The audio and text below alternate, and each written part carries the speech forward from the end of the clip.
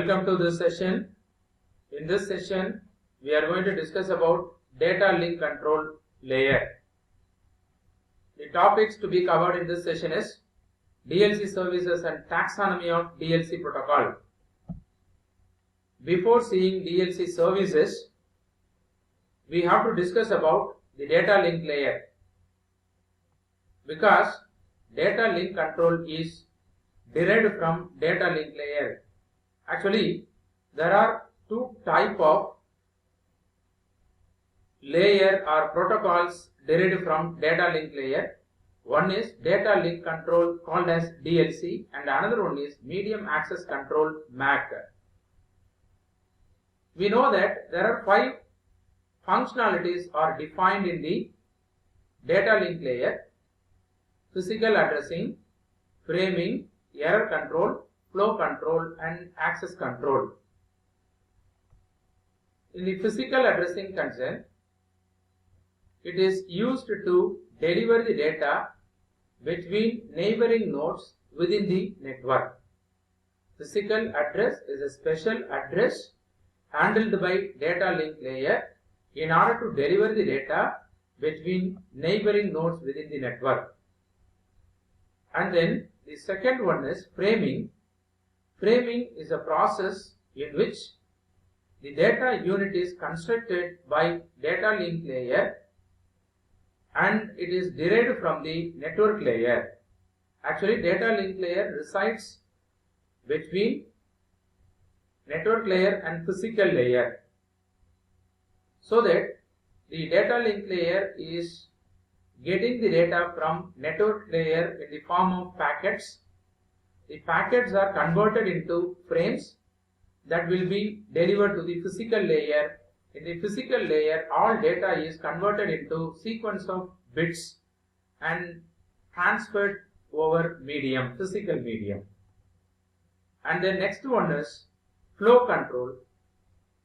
We know that there are 2 entities involved in the communication. One is sender, another one is receiver.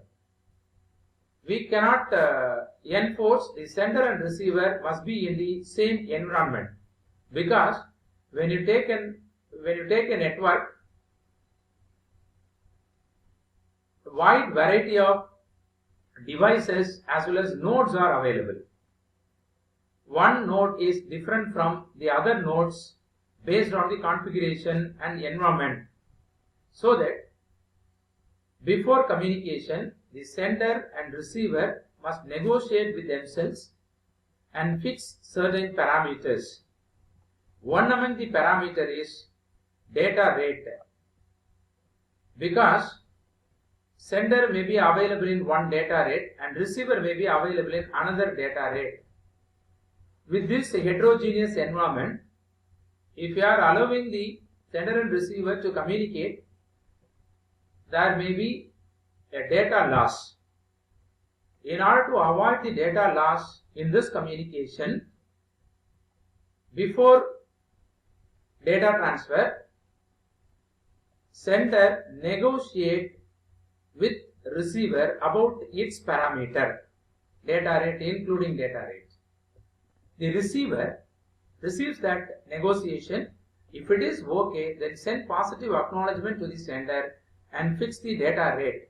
Once the data rate is fixed, that has to be followed for the subsequent communication.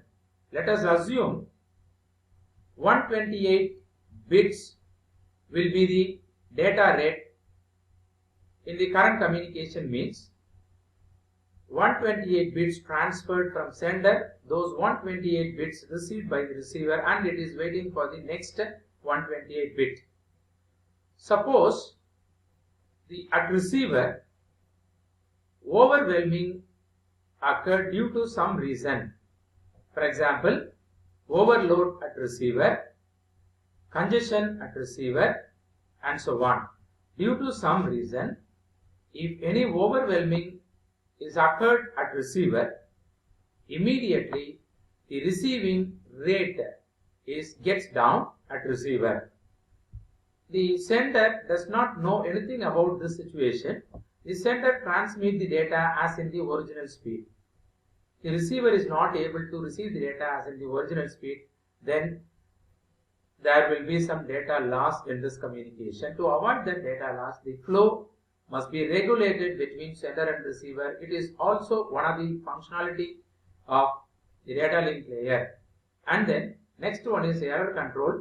When we are transferring the data from one entity to another entity, there is a possibility of data loss due to transmission error. Sometimes the entire data unit may be lost, or sometimes some part of the data unit. It means some of the bits in the data unit may be corrupted. Both will be considered as error. If any error is occurred, then immediately that has to be detected and eliminated from the data unit. It means it has to be corrected.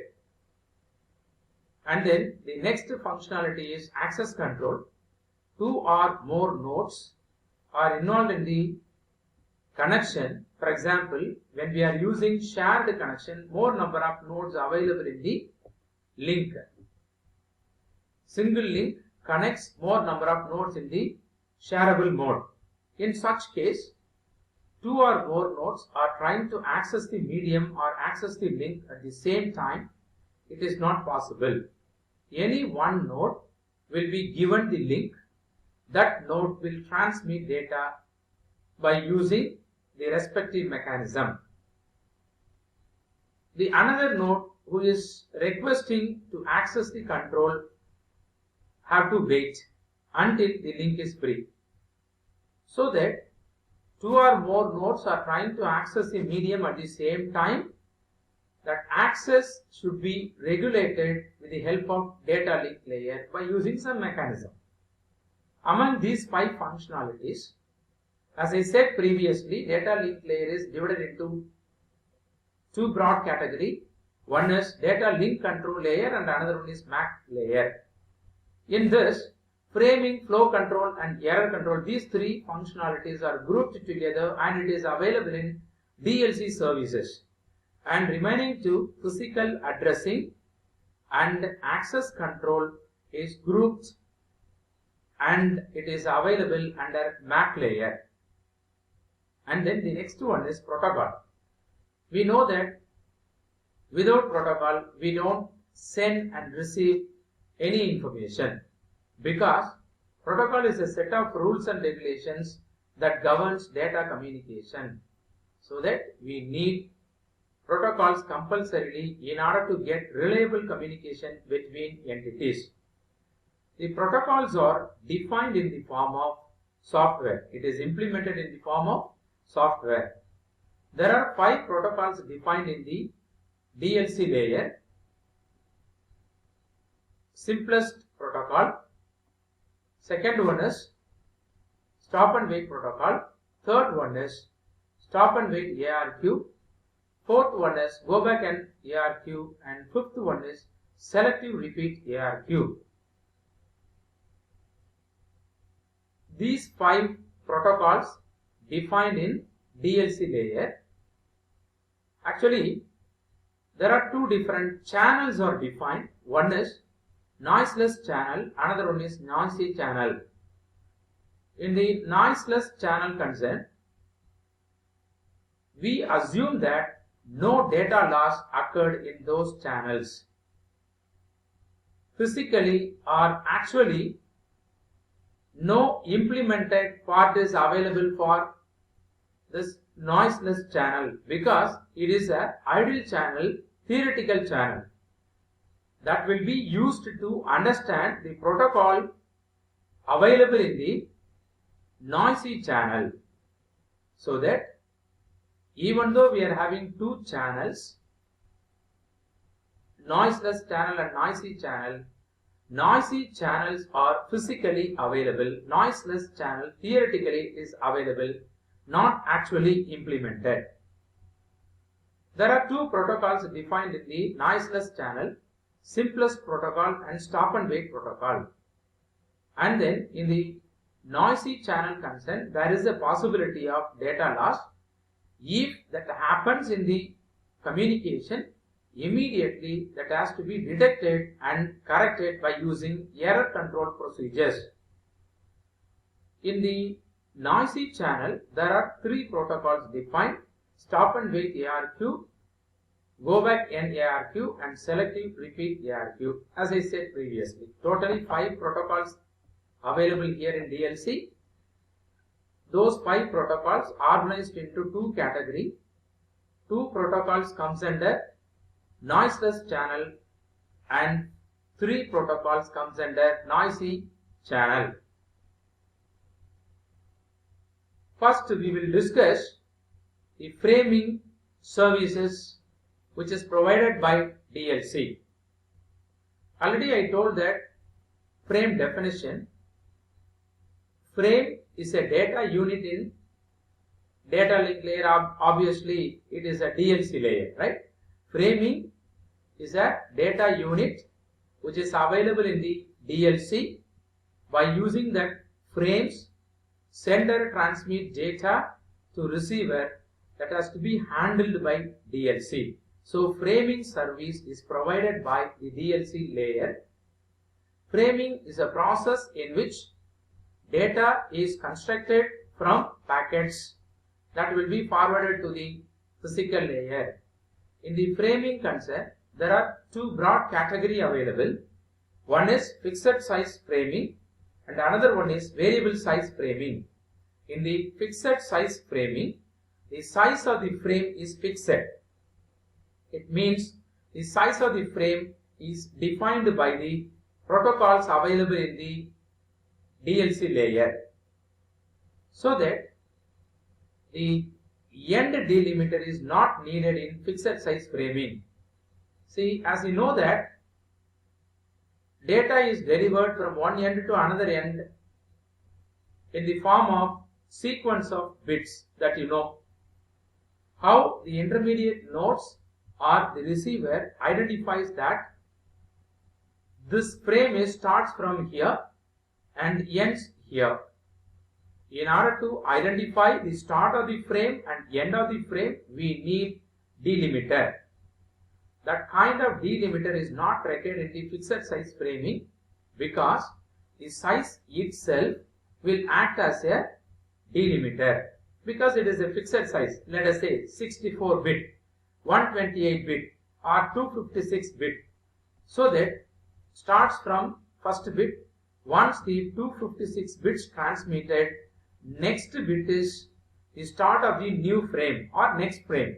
So that the size itself will act as a delimiter in the fixed size framing.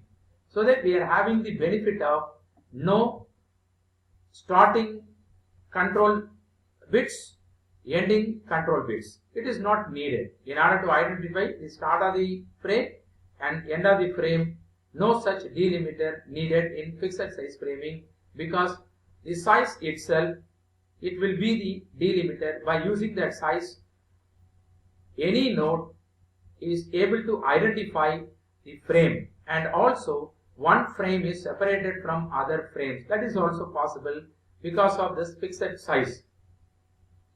This will be used in the ATM network. Fixed size framing is used in the ATM network.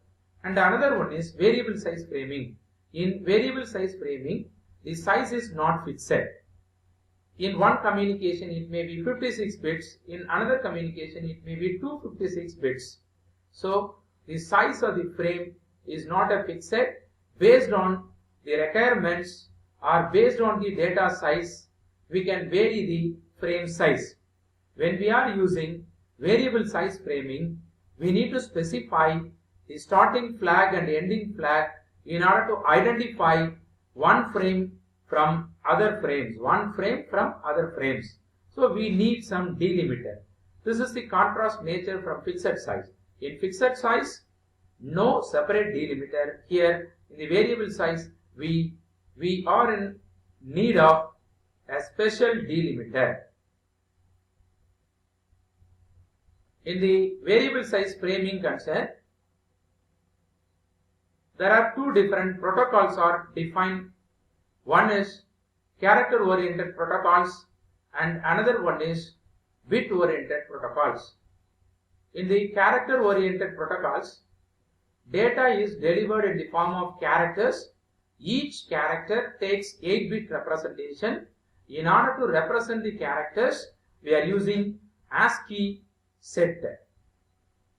And then the frame format which is used in the character oriented protocol is shown in the diagram, in which the starting flag is available and next field is header field, and then certain number of subsequent fields are called as data fields, which is from upper layer, and then trailer field is available, and then ending flag is also available. I'll explain the fields available in the frame format now. First field is flag, which is used to indicate the start of the frame.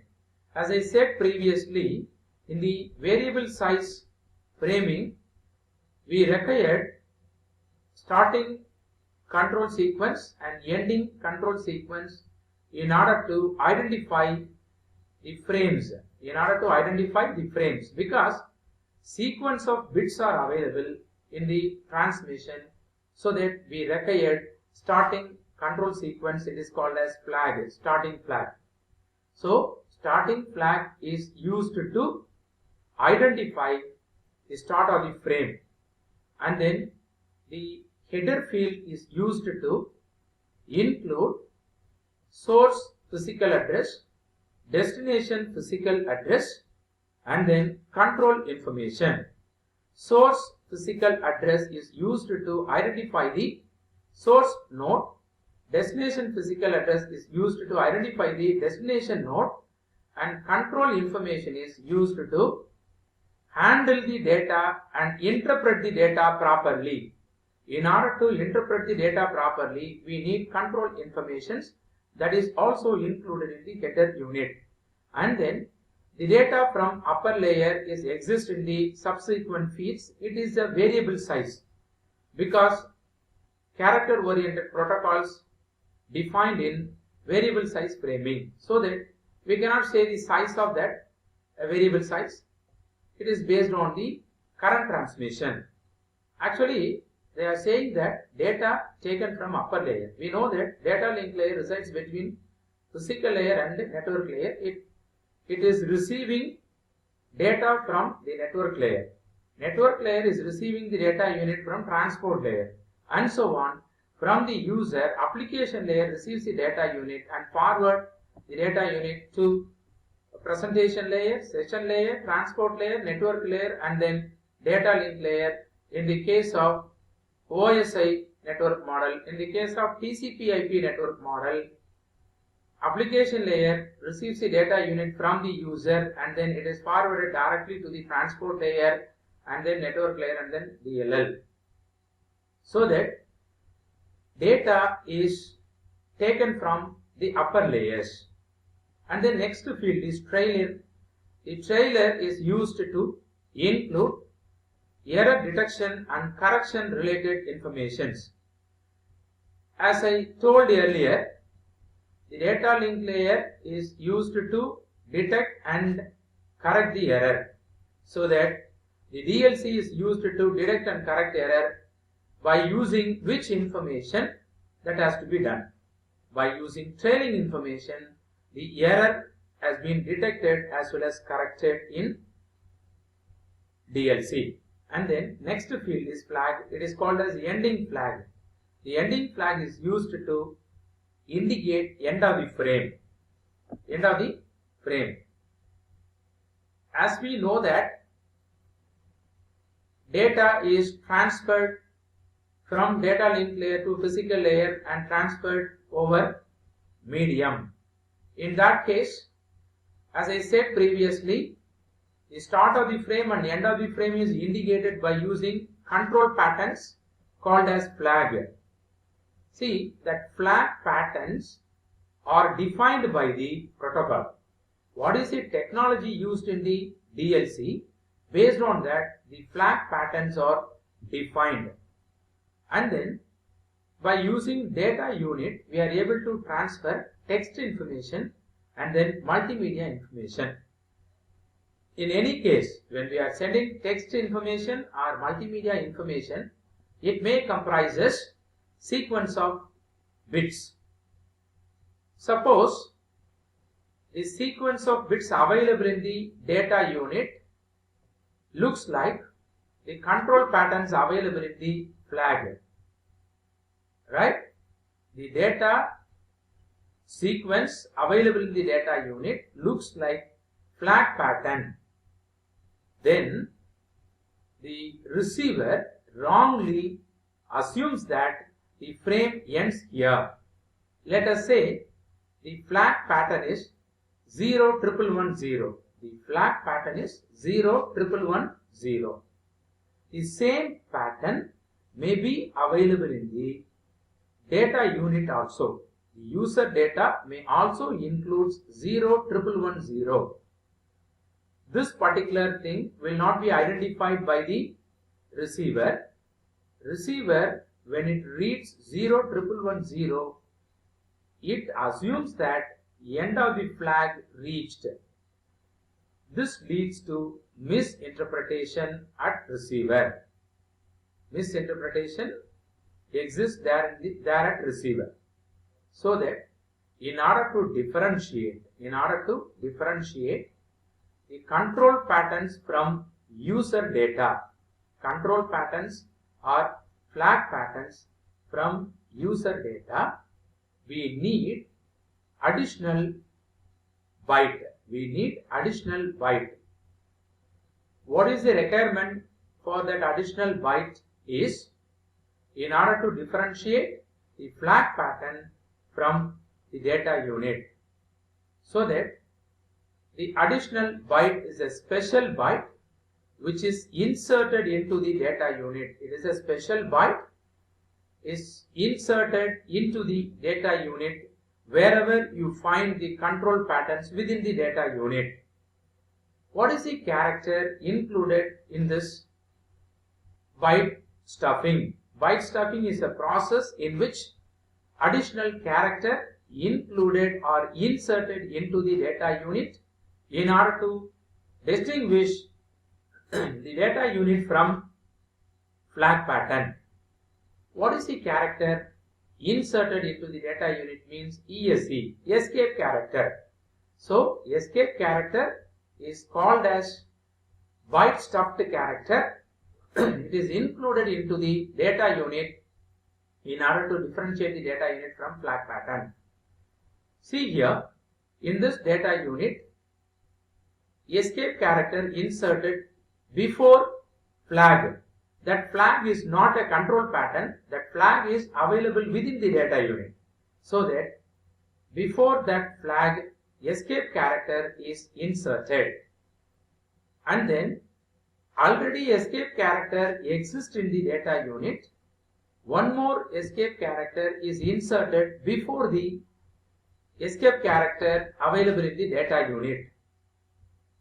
What is the extraction of byte stuffing is, additional byte is included. It means escape character is included before the flag pattern or before the escape character available within the data unit. That is very, very important. You should remember that. That flag is not a control pattern. Control pattern is indicated here in yellow color. So that yellow color defines flag which is defined in the system. The flag which is available in the other color which is included in the data unit, we have to differentiate this flag from control flag. In order to differentiate this, we are inserting escape character before flag and then before escape. Not only that, any control pattern exists in the data unit. Before that control pattern, we are inserting the escape character into the data unit. This process is called as byte stuffing process. After the stuffed bytes are inserted into the data unit, that has been transmitted over the medium. At receiver, they are reading the data unit and the receiver encounters an escape symbol. The receiver encounters the escape character. Immediately it concludes that it is a stuffed byte. It is a stuffed byte. So that that escape character is removed from the data unit, we are having only the flag field, and then again reads continuously until it reaches or it encounters another escape sequence. If it finds that escape character is removed, so this process is called as unstuffing process. Those stuffed bytes are removed from the data unit during the unstuffing process. After the removal of all stuffed bytes, we are having only the data unit, which is actually taken from the upper layer. Next, we will see bit-oriented protocol. See, the bit-oriented protocol used in the variable size framing. See, what is the necessity of bit-oriented protocol? Already we have byte-oriented protocol. Then what is the necessity of this bit-oriented protocol? It means if you are transferring multimedia data, using character-oriented protocol, means there are larger number of patterns may be available within the data unit. In such case, larger number of escape sequence or escape character is to be inserted into the data unit. It takes lot of time during the byte stuffing process as well as during the unstuffing process. If more number of flag pattern exist in the data unit, then overhead incurred in the process. This is one problem we have faced in the character oriented protocol. And then second one is, you recall, character oriented protocol uses 8-bit representation. You know that nowadays we are using 16-bit representation or 32-bit representation. In Unicode character, 16-bit representation is used, and ASCII or some other representation we are using 32-bit representation, ANSI. So that it is insufficient. Character oriented protocol is insufficient to accommodate the current situation. So that we are moving from character oriented protocol to bit oriented protocol. We don't have that problem what we have faced with the character oriented protocol in bit oriented protocol, because all informations are represented in terms of sequence of bits. Again, there is a problem in the bit oriented protocol here.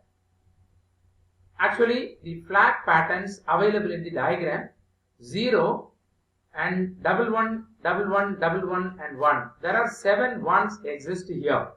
0 followed by 7 ones and then 0. That will be the flag pattern exist in the most of the protocols, DLC protocols.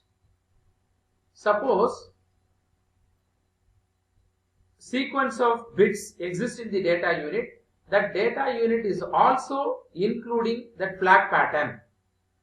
0, 7, 1, 6, 1 and 0. Right? 6, 1 and 0 exist here, means how we are distinguish the flag pattern from the user pattern.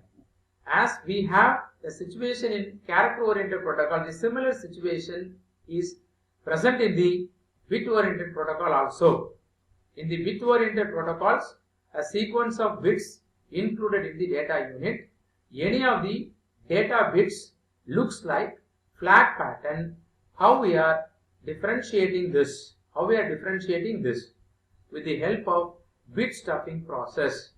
Bit stuffing is a process adding extra 0 to the data unit. It means we are adding one extra 0 whenever 5 consecutive ones follow a 0 in the data.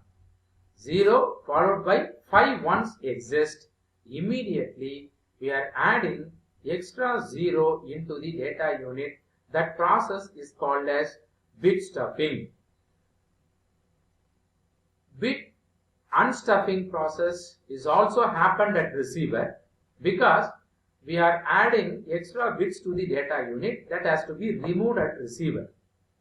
Then only we are able to interpret the actual data, so that unstuffing process is carried out at receiver. How it happens in the communication is explained in this diagram. See, data from upper layer is shown in the topmost diagram: 000, 111, 111, 1, 00, 111, 1101, 000. That original data bit is not transmitted as it is because it contains 0 and 61, and then we are having lot of bits. So it looks like flag pattern defined in the system: 0 and followed by 6 ones and again 0. This particular pattern may also be available in the data unit, so that in order to differentiate the control pattern from user flag pattern, extra 0 is inserted into the data unit. See, when we are inserting that 0, it means 0 followed by 5 1, then immediately the extra 0 is inserted to the data unit. See, it is indicated in pink color. Extra 0 is inserted whenever we are encounter the sequence 0 followed by 5 ones. Immediately we are inserting 0, and then data after the bit stuffing process is over for the entire data unit, it is transferred to the receiver. The receiver receives this data unit. This particular frame is received at receiver. It reads the data. Whenever the receiver encounters 0 followed by 6 1, then immediately it is looking for additional 0. That additional 0 is removed from the data unit, and actual bits are absorbed by the receiver. And then next topic is flow control. As I said previously, flow control implemented in the form of procedures. Flow control is a set of procedures that will be activated whenever a flow mismatch exists between sender and receiver. That flow control procedures are defining the amount of data transferred by the sender. Before waiting for an acknowledgement. How much data is to be transferred from sender? That has to be defined in the flow control procedures. As I said previously, before data transfer, sender and receiver must negotiate with themselves and fix the data rate. After fixing the data rate, that has to be followed by the sender and receiver during the data communication. If any problem exists at receiver by means of overload or some other means, in such case, the receiver is not able to receive the data as in the original speed. This situation is called as overwhelming occurred at receiver. If any overwhelming occurred at receiver, immediately that has to be notified to the sender. It means other communication party.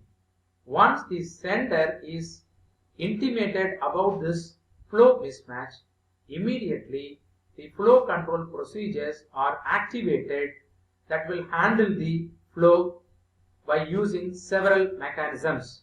One among the mechanism is immediately the sending rate is reduced.